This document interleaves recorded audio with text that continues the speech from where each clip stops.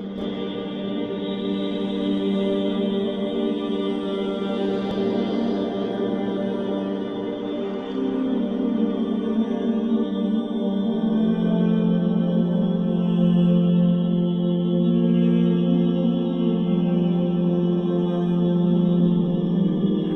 वालेकुम वरहमतुल्लाह and welcome back to my channel best medical channel. पिछले वीडियो में दोस्तों हमने फाइब्रस प्रोलिफरेटिव लेजन्स के बारे में पढ़ा था। आज हम स्क्वैमस सेल कार्सिनोमा के बारे में पढ़ेंगे, जो कि ओरल कैविटी का एक कार्सिनोमा है। स्क्वैमस सेल कार्सिनोमा जिस तरह अपने नाम से भी जाहिर है, ये बेसिकली हमारे पास जो ओरल कैविटी होती है और उसमें जो लाइनिंग म्यूकोजा होता है वहाँ पर स्क्वैमस सेल होते हैं। उनकी जब मैलिग्नेंट प्रोलिफरेशन होता है तो उनके मैलिग्नेंट न्यूप्लाज्म बनता है, उसको स्क्वैमस सेल कार्सिनोमा कहते हैं। ओरल कैविटी में 95% जो कार्सिनोमा होते हैं वो स्क्वैमस सेल कार्सिनोमा होते हैं, जबकि बाकी जो है ना वो और एडिनो कार्सिनोमा वगैरह वो होते हैं, लेकिन मोस्टली 95% स्क्वैमस सेल कार्सिनोमा होते हैं। ये जो ओरल कैविटी का जो लाइनिंग म्यूकोजा होता है उसमें जो स्क्वैमस सेल होते हैं उसका मैलिग्नेंट प्रोलिफरेशन होता है। जब वो मैलिग्नेंटली प्रोलिफरेट कर जाते हैं तो उसके नतीजे में जो कार्सिनोमा बनता है उसको squamous cell carcinoma of the oral cavity कहते हैं। और बाज़ बुक्स में लिखा है कि ये हमारे पास आजकल के दौर में दुनिया में छठा सबसे ज़्यादा जो न्यूप्लाज्म होता है वो स्क्वैमस सेल कार्सिनोमा होता है।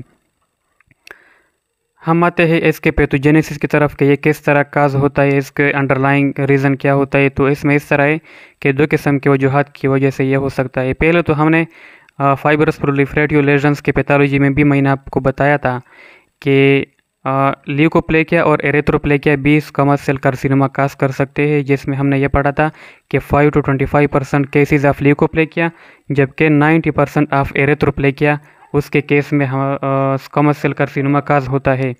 जबकि बाकी जो डिफरेंट पैथोजेनेसिस है उसमें एक exposure to carcinogens, different type of carcinogens, cancer causing agents, उसके केस में वो भी काज कर सकते हैं। और इसके साथ साथ हर ह्यूमन पेपिलोमा वायरस इन्फेक्शन, उसके केस में भी स्क्वैमस सेल कार्सिनोमा काज हो सकता है। ख़ासकर जो हाई रिस्क वेरिएंट है, ह्यूमन पेपिलोमा वायरस के डिफरेंट वेरिएंट होते हैं, उसमें जो human papilloma virus type 16 variant है वो हाई रिस्क वेरिएंट है for causing squamous cell carcinoma of the oral cavity.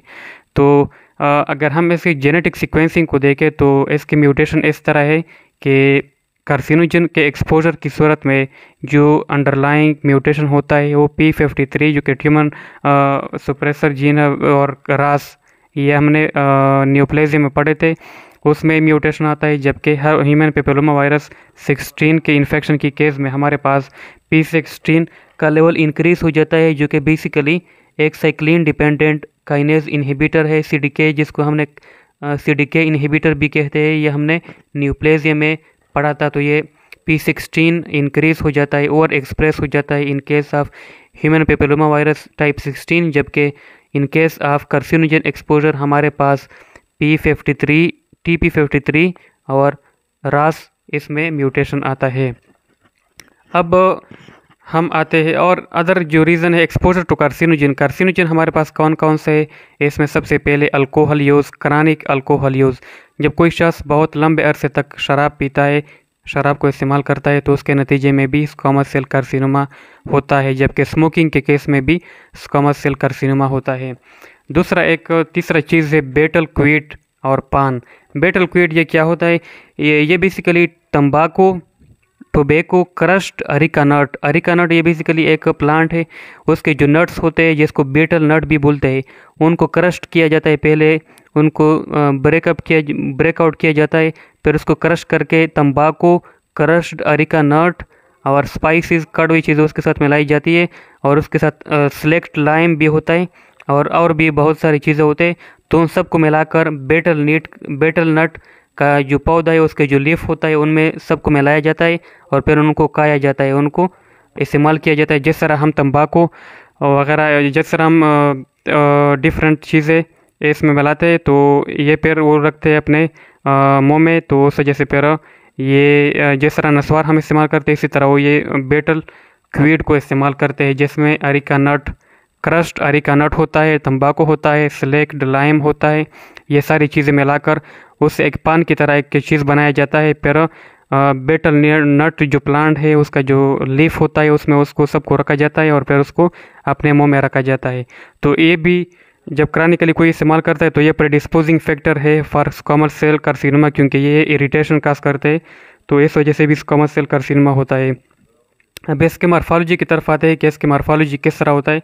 तो ये सबसे ज़्यादा इसका जो कॉमन लोकेशन है वो कहाँ पर मुंह में होता है, तो सबसे commonly floor of the mouth, हमारे मुंह का जो फ्लोर है, नीचे जो फ्लोर है उसमें भी होता है मोस्टली। इसके अलावा ventral surface of the tongue, हमारे ज़ुबान का जो वेंट्रल ऊपर सरफेस है वहाँ पर मोस्ट कॉमनली होता है। इसके अलावा लोअर लिप में भी मोस्ट कॉमन होता है। सॉफ्ट पैलेट है आगे, उसमें भी मोस्ट कॉमन होता है। गिंगाइवा जो गम्स है हमारे पास, वो भी वहाँ पर भी ये मोस्ट कॉमनली होता है। इसके मॉर्फोलॉजी किस तरह होती है, ये अल्सरेटेड मास होता है, यानी प्रोट्रूडिंग मास, ऐसा मास जो कि बाहर प्रोट्रूड कर जाता है, बाहर आउटग्रोथ की सूरत में होता है और वहाँ पर अल्सरेशन होती है। डिफरेंट टाइप ऑफ अल्सरेशन उस मास में होती है। इस मास को अगर हम एग्जामिन करें तो ये इरेगुलर मास होता है। इसके जो बॉर्डर होते हैं वो इंड्यूरेटेड होते हैं, अंदर की तरफ धुंध से हुए होते हैं, या फिर वो रोल्ड बॉर्डर भी हो सकते हैं। इरेगुलर मास होता है जिनके बॉर्डर इंड्यूरेटेड रोल्ड बॉर्डर होते हैं। ये जब आप इसको मैं इस वीडियो में इसके पिक्चर लगाऊंगा तो फिर आपको पता चलेगा कि किस तरह इसके बॉर्डर होते हैं। ये हिस्टोलॉजिकल फीचर है। हिस्टोलॉजी में इसको अगर आप देखें तो फिर चूँकि यहाँ पर केराटिनोसाइट होते हैं स्क्वैमस सेल, तो फिर वो जो है ना वेल डिफ्रेंशिएटेड भी हो सकते हैं केराटिनाइजिंग न्यूप्लाज्म की सूरत में, एनाप्लास्टिक ट्यूमर की सूरत में भी हो सकता है, सरकोमाटाइड ट्यूमर की भी सूरत में हो सकता है। तो ये 3 शक्लों में हो सकता है, या तो वेल डिफ्रेंशिएटेड केराटिनाइजिंग न्यूप्लाज्म की शक्ल में होता है, या फिर एनाप्लास्टिक ट्यूमर की शक्ल में होता है, और या फिर सरकोमाटाइड ट्यूमर की शक्ल में होता है। ये इसका जो मेटास्टेसिस है मोस्ट कॉमन जो रीजनल मेटास्टेसिस, यानी वहाँ पर जो नज़दीक किसी ख़ास रीजन में जो मेटास्टेसिस होती है तो वो सर्वाइकल लिम्फ नोड में इसकी मेटास्टेसिस होती है। जबकि अगर हम डिस्टेंट मेटास्टेसिस को देखें तो डिस्टेंट मेटास्टेसिस में हमारे पास मेडियास्टाइनल लिम्फ नोड्स, यानी हमारे पास जो मेडियास्टाइनम है वहाँ पर जो लिम्फ नोड्स पाए जाते हैं वहाँ पर भी डिस्टेंट मेटास्टेसिस हो सकती है। इसके अलावा लंग्स में भी डिस्टेंट मेटास्टेसिस हो सकती है, और इसके अलावा जो लीवर है वहाँ पर भी इसकी डिस्टेंट मेटास्टेसिस हो सकती है। तो ये सारे ओरल कैविटी के स्क्वैमस सेल कार्सिनोमा के बारे में डिस्कशन था, जिसमें मैंने आपको बहुत सिंपल अंदाज में सब कुछ समझाया। उम्मीद है कि आप लोगों को ये वीडियो अच्छी लगी होगी। आप इस वीडियो को, अगर आपको ये वीडियो अच्छी लगी हो तो आप इसको लाइक करें, शेयर कीजिए और मेरे चैनल को सब्सक्राइब कीजिए। और अगर आप मुझे कोई सजेशन देना चाहते हैं कि मैं इससे भी ज़्यादा अपने वीडियो में इंप्रूवमेंट लाऊं तो आप मुझे कमेंट सेक्शन में बता सकते हैं और वहाँ पर आप मुझसे क्वेश्चन भी पूछ सकते हैं। बहुत बहुत शुक्रिया।